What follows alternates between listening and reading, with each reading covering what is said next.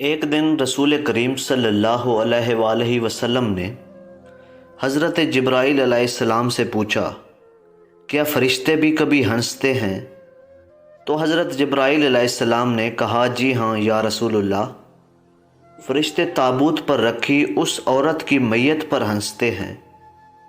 جو جب تک زندہ ہوتی ہے تو پردہ اور حجاب نہیں کیا کرتی، مگر جب مر جاتی ہے تو اس کے تابوت پر اور قبر میں اس کی میت پر چادر ڈالی جاتی ہے تاکہ نامحرم اس کا جسم یا جسمانی بناوٹ نہ دیکھ سکے۔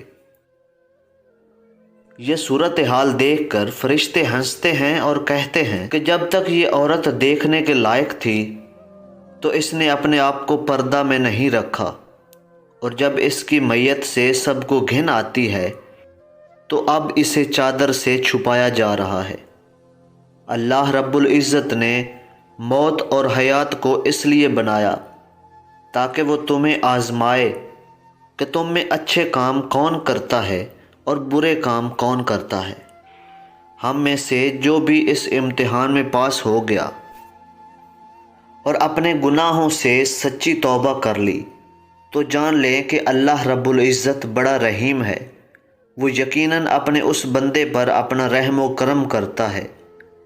جو بندہ صدق کے دل سے سچی توبہ کر لے۔ اللہ تعالیٰ تو عورت کو مرنے کے بعد بھی مرد سے زیادہ کفن کا کپڑا عطا فرماتا ہے، لہٰذا عورت کو چاہیے کہ دنیا میں بھی اپنے پردے کا خاص خیال رکھے۔ اللہ رب العزت ہم سب کو دین اسلام پر چلنے کی توفیق عطا فرمائے، آمین ثم آمین۔